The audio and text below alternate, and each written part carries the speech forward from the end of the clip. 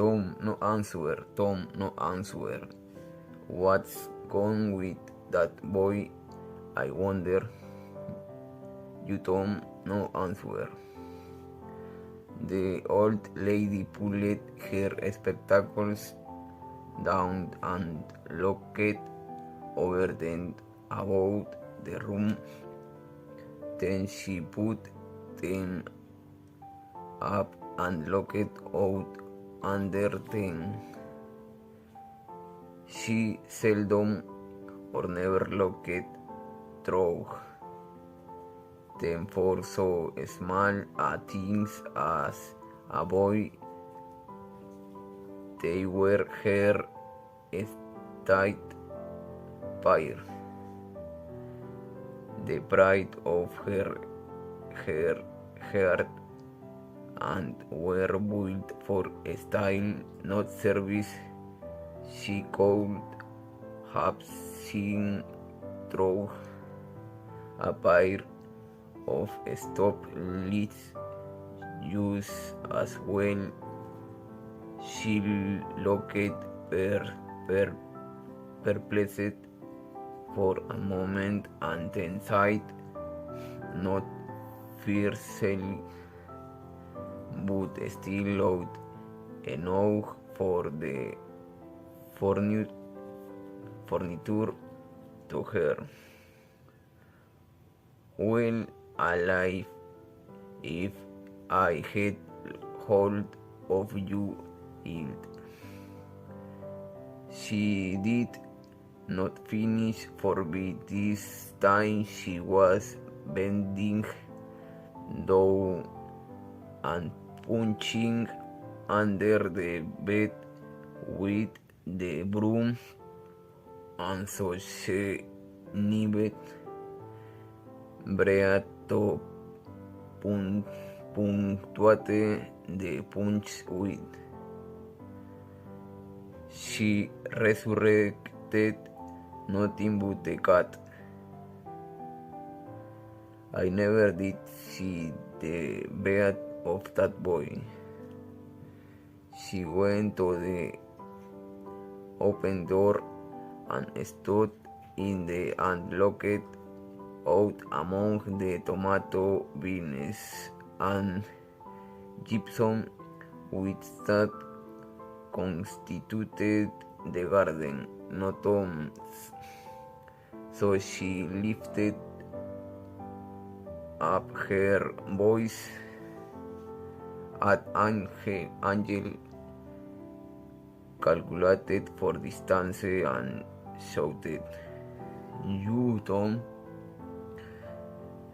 There was a slight noise behind her and she turned just in time to see a small boy by the slack of his roundabout and arrest his flight.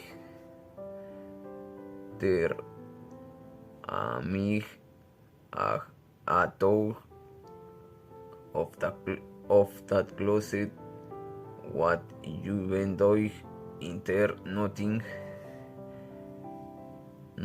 Load at your hands and look at yours mount. What is that track? I don't know, aunt.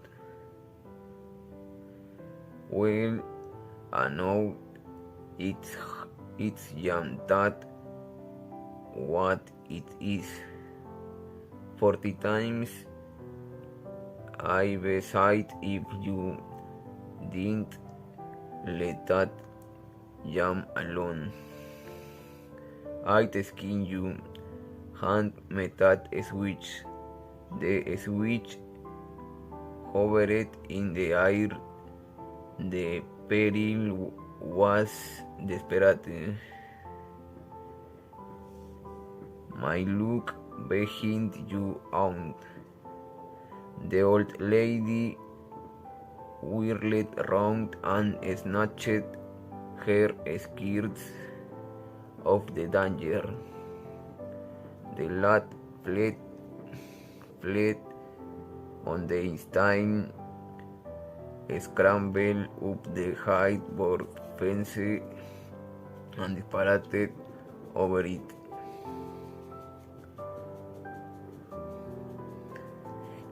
His avowed Polly stood surprised a moment and they broke into a gentle laugh. Hans, the boy can't I never learn anything. I ain't played metrics enough like that for me to be looking out for him by this time. But all fools is the biggest goodness. Her never plays them alike to dice. And how is a body to know what's coming? He appears to know just how long he can torment me before I get my dander out, and he knows if he can make out to put me off for a minute or make me lunch. It's all down again and I can't hit him alike. I'm not down. My dad beat that boy, and that's the Lord's truth, goodness news.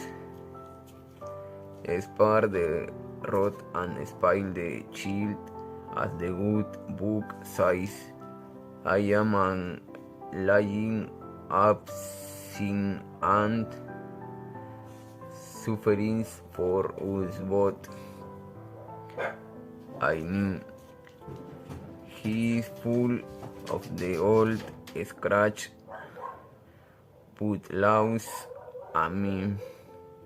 He's my own that sister boy.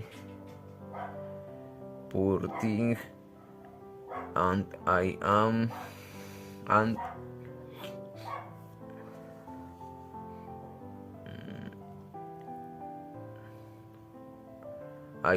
got the heart to lash him somehow. Every time I let him off, my conscience does hurt me so, and every time I hit him, my old earth much breaks. Will a man that is born of woman is of few days and full of trouble, as the scripture says, and I reckon it so. He'll play hockey this evening and southwestern for afternoon. He'll just be obliged to make him work tomorrow to punish him. It's mighty hard to make him work Saturdays when all the boys is having holiday, but he hates work more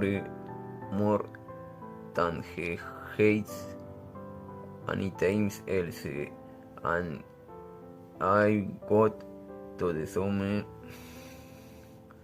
of my duty be him, or it'll be the ruination of the child. Tom did play hockey and he had a very good time. He got back home very early in session to help him gym.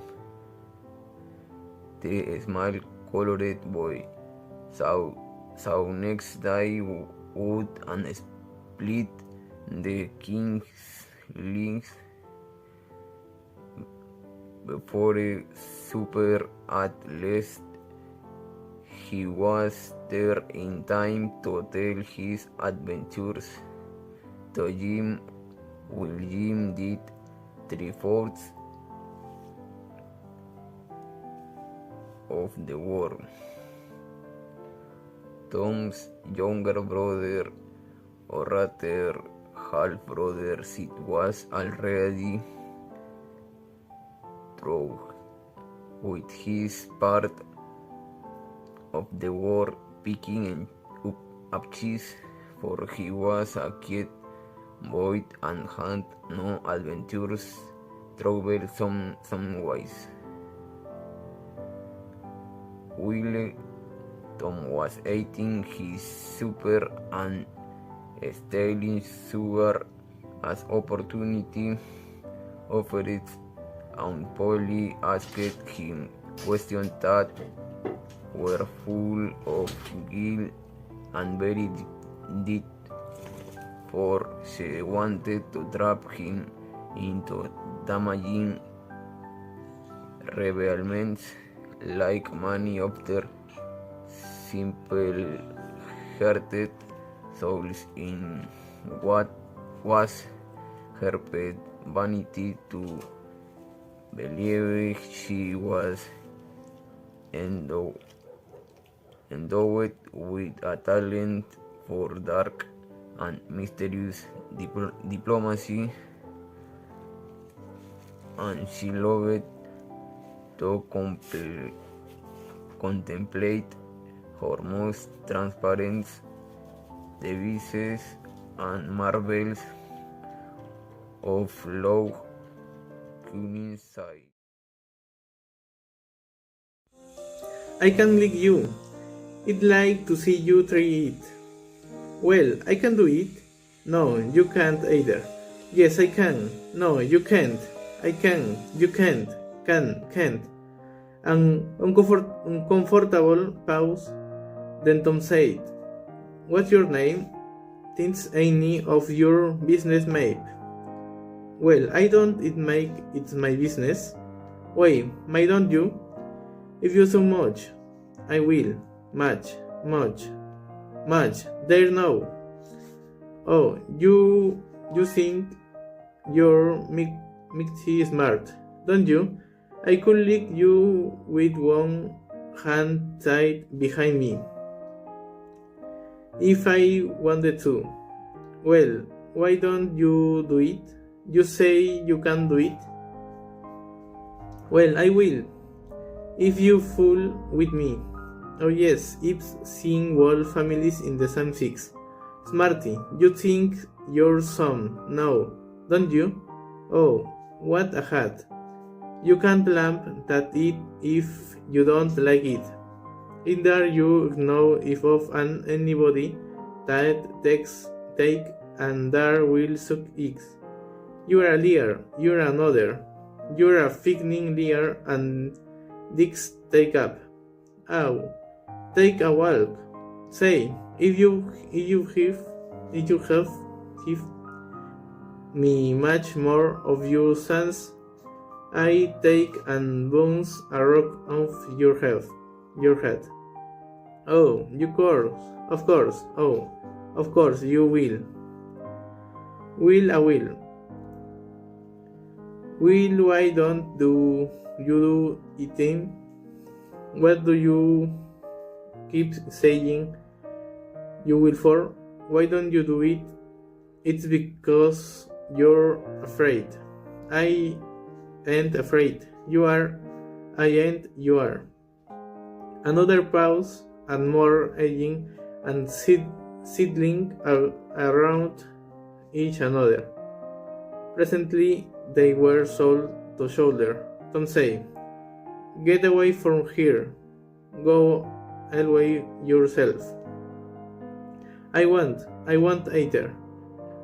So they stood, each with a foot pleased, and at an eagle at brace, and both shoveling with Mick and May, and glowering at each other hate, but neither would get an advantage. After struggling, the both were hot and flushed. Each relaxed his strength with watchful caution, and Tom said, "You're a corn and poop. They a big brother and you, and he can thrash you with his little finger, and it make him do it too. What do I care for you, big brother? I've got a brother thanks bigger than he is, and what's more, he can throw him over that friends too. Both brothers we imaginary. That's a lie. You're saying so. Don't make it so." Tom there, lying in the dust way he's big too, and said, "I dare you to step. I dare you to step over Ted, and I lick you thick. You can't stand up. Anybody that take a dare will step ship." The new boy stepped over promptly and said, "No, you said, you do it. No, let's see you do it. Don't you crowd me now. You better look out." "Well, you said, do you it? Well, don't you do it?" "Be jingo, for 2 cents I will do it." The new boy took 2 broad coppers of his poker and helped him you with derision. Tom struck them on the ground. In an instant, both boys were rolling and tumbling in the dirt, gripped together like cats. And for the space of a minute they together and talked and each other's eye and clothes, punched and scratched each another nose, and glowered themselves with dust and glory. Presently the confusion to form, and roll for the battle. Tom appeared. Sid struck the new boy, and pounding him with his fists. "Hold your nerve," said he. The boy only struggled to free himself. He was crying mainly from rage. "Hold your nerve," and the pronounced with one, and last the strength got as smothered nerve. And Tom let him up and said, "Now Tyler, you better look who you're fooling with next time." The new boy went off brushing the dust from his clothes, sobbing, snuffling, and occasionally looked back and shaking his head and stretching what he walked do to Tom the next time he caught him out. To which Tom responded with years, and start offing his feather, and a song is back. Was Turner the new boy snatched up the storm, daring hit him between and shoulders, and the Turner tail ran like an antelope. Tom chased the traitor home, and to found out where he lay. He then held a position at the gate for some time, daring an enemy to come outside, but the enemy only might face at him through the window and the clean. And Ly's enemy's mother appeared, and called Tom a bad, vicious, vulgar child, and ordered him away. So he went away, but he said he loved to lay for that boy. He go home pretty late that night, and when climbing constantly in at the window, he uncovered an ambuscade in the person of a hound, and when she saw the state his clothes, wearing her resolutions to tour in Saturday holiday in captivity and hard labor become, and the thing in his firmness. Chapter 2. Saturday morning was come, and night the summer world was bright and fresh, and brimming with life. There was a song in every head, and if her was young, the music is the lips. Where was in every face and spring in every step. The locust trees were in bloom, and the fragrance of the blossom filled the air. Cardiff Hill, beyond the village and above it, was green with vegetation, and it lay just far enough away to seem the delectable land, dreaming, reposeful,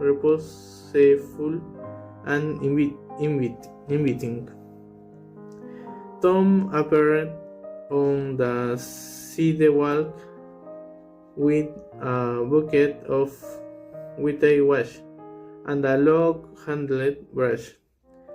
He surveyed the fence, and I glance left him, and a deep melancholy settled down up his spirit. 30 yards of board, French 9 feet high, like to him seemed hollow, and existence about burden. Signing had dipped his brush and passed it along the topstone plank. Repeat the operation. Did I again? Compared the insignificant with the washed, streak with the far-reaching continent of underwash French, and side down and their box discouraged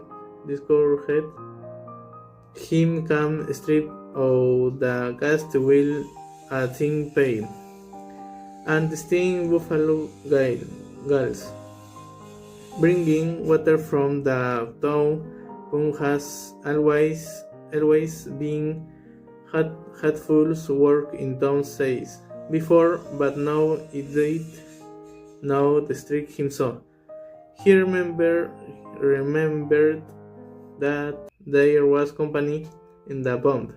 Will Mulatto, in negro boys and girls were always there waiting their turns, resting, trading, plating, quarreling, fighting, skylarking, and he remembered that although the pump was only 150 years old, he never got back in a bucket of water under an hour, and even then somebody generally had to go after him.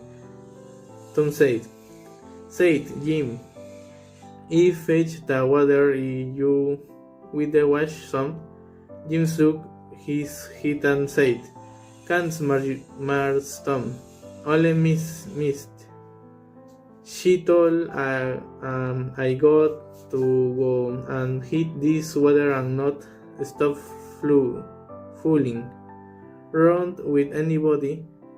She say she expect Mars Tom going to ask me to weather wash, and so she told me go long out, tend to my own business. She loved she tend to wish with washing. Oh, never you mean what she said, Jim. That the why she always take him the bucket. I won't be gone only a minute. She won't ever know.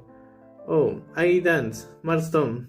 Only missing she take and the heart of me deep she hold. She never licks anybody. Walks over the head to head with her timber. And who cares for that? I like to know. She talks a fool, but talk don't hurt. Anyways, if that don't cry. Jim, I have you marble. I have you white ale. Jim began to waver. Will ale, Jim, and it's bully tau. My dad's meekly guy marble. I tell you, but Mars, Tom, my powerful fright will miss. And visit is for you. Will I show you my shore too? Jim was only human. This attraction was too much for him. He put down his pail, took the vials, and bent over the toy with absorbing interest in while the bandage was being unwound. And another moment he was fleeing down the stream with his pile and tingling rear. Tom was washing with vigor, and out Polly was retreating from the field with a slipper in her hand, a triumph in her air. But Tom's energy did not last. He began to think of fun he had planned for this day, and his horse multiplied soon the three boys would come tripping along on all sorts of delicious expeditions, and they would make a war of thank him for having to work. The very tongue I very thought of it burned him like fear. He go out his worthy wit and examined its bits to the toys, marbles in and trash and notable an exchange of work, maybe, but not half enough to avoid so much as half an hour of poor friend. So he returned his strident minx in his pocket and grabbed of the idea of trying to avoid the boys. And things dark and hopeless moment and inspiration burst upon him. Nothing less than a great, magnificent inspiration. He looked up his brush and went tranquilly to work. When yours hope in shake presently. The very voice of eyeballs boys, whose ridicule he had been dreading. Vince's guide was the hop's kid and hump, proof enough that his heart was like and his anticipation we had sitting an apple and giving a long, melodious hope and intervals. Follow it via deep toned ding dong, ding dong, ding dong. For he was personally a steamboat. As he drew near, his net speed took the middle of the street, leaned far over to starboard and rounded to ponderously and with laborious pomp and circumstance. For he was personating in big Missouri, and considered himself to be drawing 9 feet on water. He was boat and captain of NG Bells combined, so he had to imagine himself studying of his own horrid giving the orders and executing things. Chapter 30. Tom presented himself before Polly, who is but sitting by an open window in a pleasant without apartment, which was bedroom, breakfast room, dining room, and library combined. The balmy summer air, the restful quiet the odor of the flowers, and the drowsy murmur of the bees had their effect, and she was nodding over year 19, for she had no house company but the cat, and it was asleep in your lap. Your spectacles were propped up on your grey jet for safety. She had thought that, of course, Tom had deserted long ago, and she wondered, singing place himself in your power, when in this intrepid way ye said main ago, and play now and what ready yow much job you done, it's all done, and Tom don't lie to me, I can't bear it, I ain't, and it is all done. And Polly plays a small touch in such audience. She went out to see for herself, and she would just been content to find 20% Tom's statement true. When she found in their fence what was, and not only white was, but elaborately coded and recoded, and even a streak added to the ground, this astonishment was almost unspeakable. She said, well, I never, there is no getting round it. You can work when you're mind to Tom. And then she diluted the compliment by adding, but it's powerful sail. Don't you ever a mind to, I'm bound to sail. You'll go long and play bad, mate. You get back someday in a yoke or I'll tell you. She was so overcome by the splendor of this achievement that she took Jim into the closet and selected a choice apple and delivered it in Jim along with improving lecture upon they added value and flavor and treat to his elf when it came with how seen through virtuous effort. And while she closed with a happy scriptural flourish, she juked a donut, then she escaped out and saw sit in the haste starting and they outside a stairway that led to their back rooms on the second floor.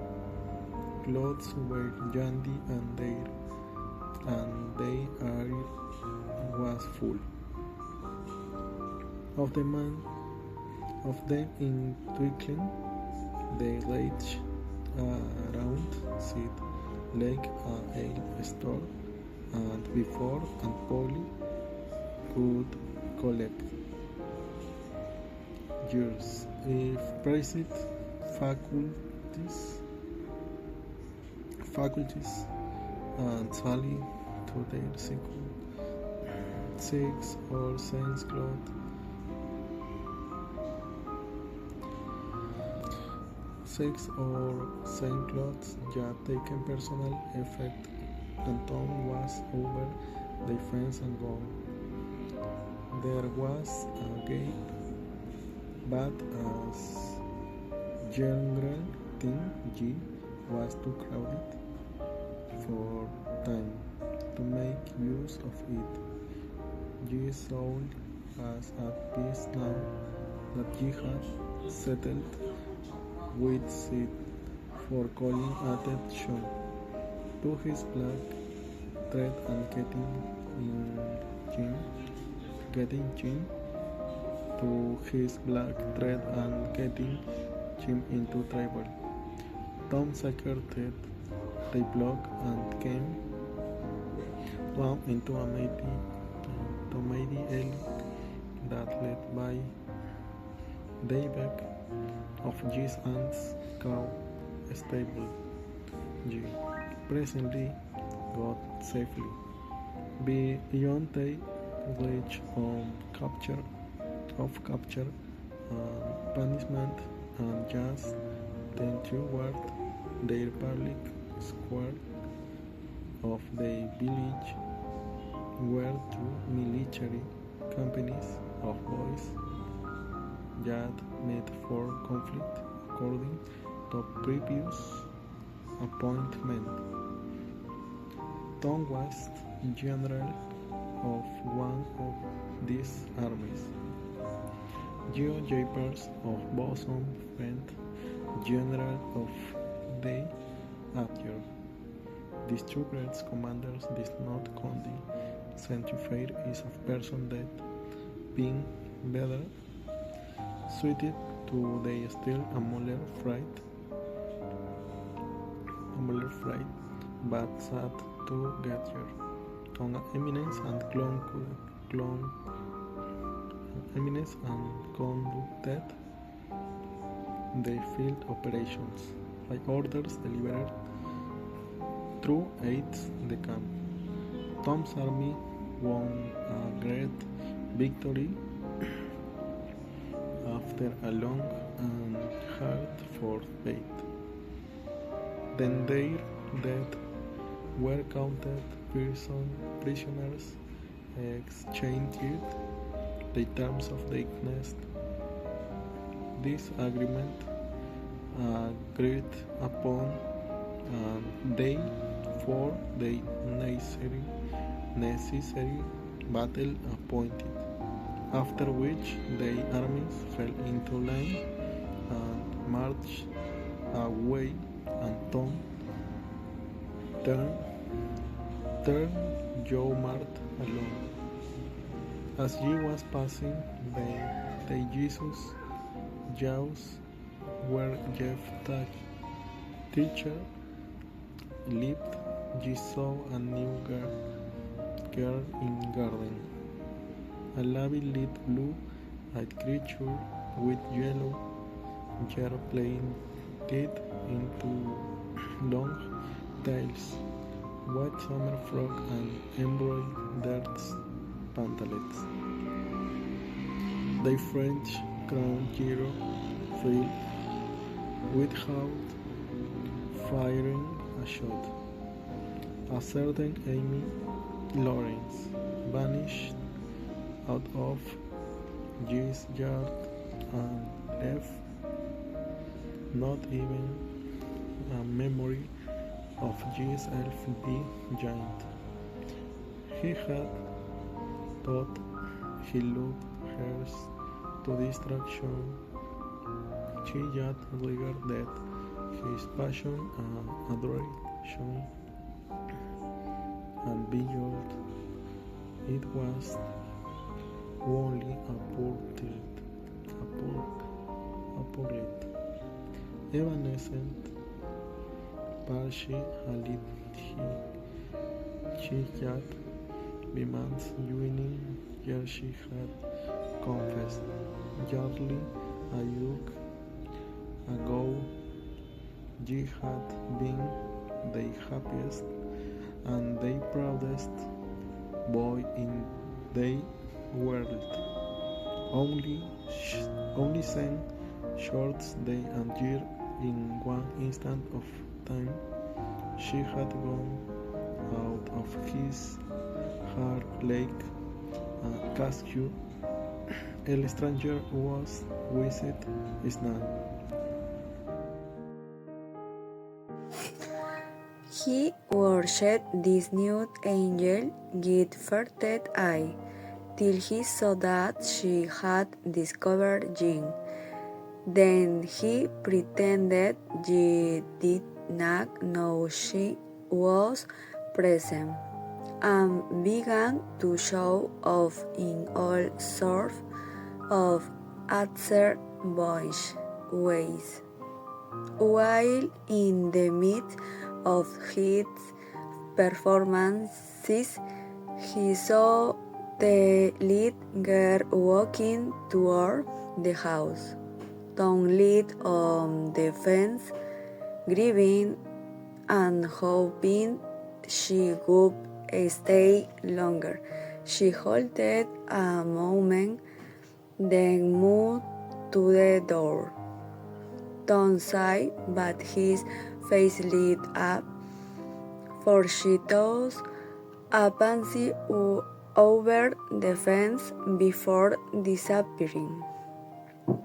He stopped near the flower, shaded his eyes as if looking down the street, then picked at a straw, edging closer and closer till his barefoot caught the pansy. He hid it inside his jacket and returned to the fence till nightfall, but the girl never came again.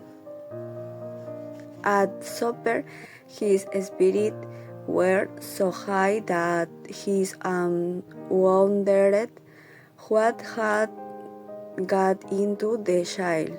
He was scolded for clothing seed, trying to steal sugar, and got his nose rat. Soon Sid dropped the sugar bowl, and Tom, eager to see him scolded, instead received the blows. Sid brought it. He cried, but Polly only said, "Well, you didn't have a lead amiss, I reckon." Tom sat in a corner, imagining himself sick or drowned, his repeating to lay give tears and praiser. He'd wandered to the river, sat on a raft, and to out the wilted flower, wondered if the girl would pity him. Later he crept under her window, lay down with the flower on his breast, and dreamed of dying there so she might find him in the morning. But the maid servant threw water on him, and he fled into the night. Not long after, undressed for bed and surveyed his drenched clothes, Tom turned in without prayers, while Sid wisely kept silent.